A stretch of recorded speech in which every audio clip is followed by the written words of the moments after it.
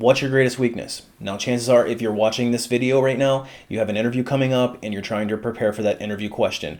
Well, don't worry, because I'm going to share with you exactly what we're looking for when we ask you the question, what's your greatest weakness?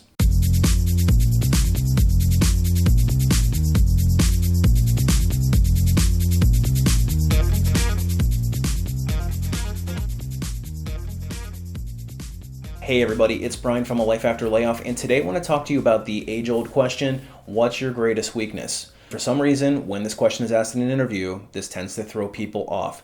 So I wanted to spend a few minutes covering exactly what you should and shouldn't say in order to hit this one out of the park. But before we get too far into it, if you're interested in more videos just like this one, directly from a corporate recruiter, make sure you hit the subscribe button. All right, so you're in the big interview, you're in front of a panel of people, and you get asked the question by your hiring manager, what's your greatest weakness? How should you answer it? So in order to answer this question properly, I think we need to start with what not to say. So there's a few things that I would not suggest that you say and answer with in an interview setting if you're asked this question. The first thing that you shouldn't say is, I don't have any weaknesses.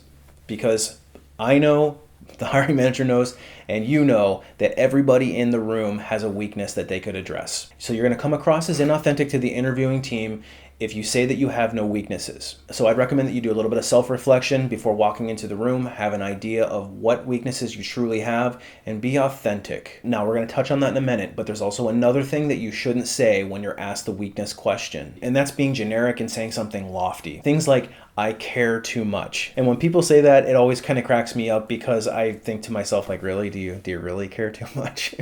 So realistically, don't say things like that because we know you're just making it up off the top of your head. So in order to answer this question effectively, let's look at a three-part formula. Now, the first part of this formula is, again, being authentic. So take a deep look at yourself and truly what some of your weaknesses are, and then you're going to use that and you're going to turn it into a learning opportunity. First, let's start with the weakness. So we want to state our weakness and then we want to put it into context. Now, say you're somebody that's very creative and you're a high-level problem solver, but maybe you're somebody that doesn't do great with the details. You could say something to the effect of, in my career, I have been somebody that has been a very creative problem solver. I like to look at the big picture and really come up with the best possible solutions. But one of the weaknesses that I've had is not being detail-oriented enough to get down into the weeds and really get through all those details. I like to think big and I like to solve big problems. And getting involved in some of the minutia tends to slow me down. So once we stated our weakness and then we've put it into context, the next step is to address it. So I've learned in my career that I really need to put extra attention into that in order to truly be effective. So I've worked hard on developing systems that will help keep me organized when dealing with all the little details. And then you can go on to talk about some of the systems that you've created. Maybe it's Excel spreadsheets, maybe it's some checklists that you've worked with,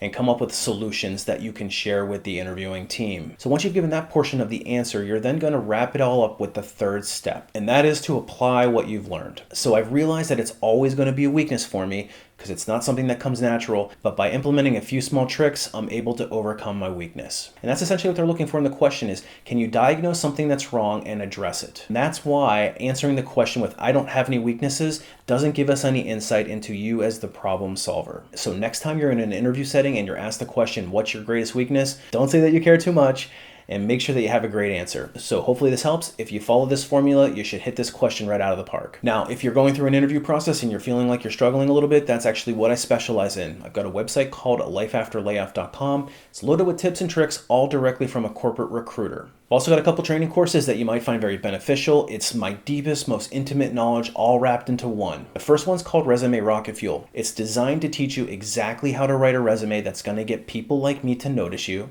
and then get you into the interviewing process. And then I've got the Ultimate Job Seeker Bootcamp, which takes you through all the steps of the interviewing process and gets you to the finish line. So if you're struggling in your job search, make sure you check it out. I've also got a free 5-day bootcamp, so make sure you check it out as well. I'll leave a link below. All right, so there you have it. Good luck on your interview. Leave me a comment below. Let me know what your greatest weakness is, and you better not say you care too much.